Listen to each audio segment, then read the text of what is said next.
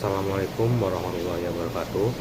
Perkenalkan, nama saya Muhammad Anzala dengan NPM 2410015211144. Fakultas Teknik Sipil dan Perencanaan, jurusan Teknik Sipil, Universitas Bung Hatta, dengan dosen pengampu Insinyur Suryadi Mao STMT. Di sini saya akan membahas tentang pemikiran Bung Hatta tentang perjuangan melawan kolonialisme di Eropa. Baiklah, sebelum itu saya akan menjelaskan secara singkat biografi Muhammad Hatta. Muhammad Hatta lahir di kota Bukit Tinggi, Provinsi Sumatera Barat, 12 Agustus 1902. Dia merupakan salah satu proklamator kemerdekaan pada 17 Agustus 1945. Hatta merupakan anak kedua dari pasangan Muhammad Jamil dan Siti Saleha.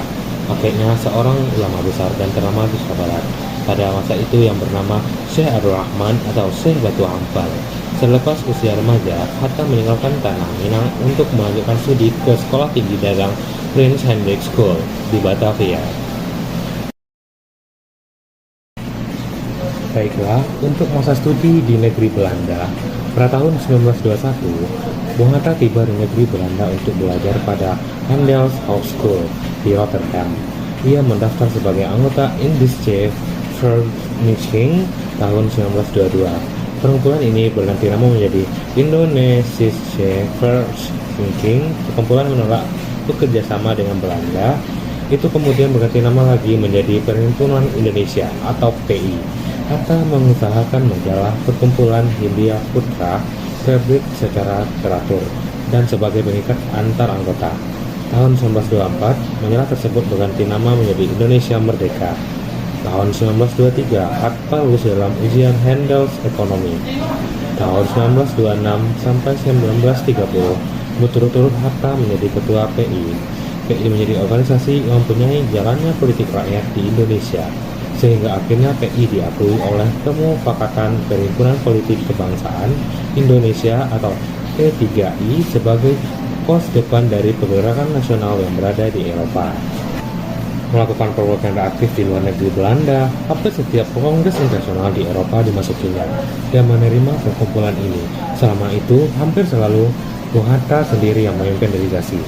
Tahun 1926, dengan tujuan memperkenalkan nama Indonesia, delegasi pimpinan Hatta ke Kongres Demokrasi Internasional untuk Perdamaian di Brussels, Prancis, bersama dengan Nazir, St. Pamuncak, Ali Sastro Mejojo, dan Abdul Majid Jojo di Ningrat. Bung Hatta dipenjara selama 5,5 bulan. Pada tanggal 22 Maret 1928, Mahkamah Pengadilan di Den Haag membebaskannya dari segala tuduhan. Dalam sidang yang bersejarah itu, Bung Hatta mengemukakan pidato pembelaan yang mengagumkan, yang kemudian diterbitkan sebagai brosur dengan nama Indonesia Fritz, dan kemudian dikembangkan ke dalam bahasa Indonesia sebagai buku dengan judul Indonesia Merdeka. Pada bulan Juli 1932, Bung Hatta berhasil menyelesaikan studinya di negeri Belanda dan sebulan kemudian tiba di Jakarta. Antara akhir tahun 1932 dan 1933, kesibukan utama Bung Hatta adalah menulis berbagai artikel politik dan ekonomi untuk daulat rakyat dan melakukan berbagai kegiatan politik, terutama pendidikan kader-kader politik pada Partai Pendidikan Nasional Indonesia. Prinsip non-koperasi selalu ditekankan kepada kader-kadernya.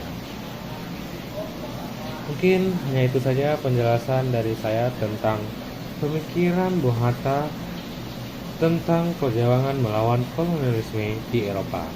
Sekian, terima kasih. Wassalamualaikum warahmatullahi wabarakatuh.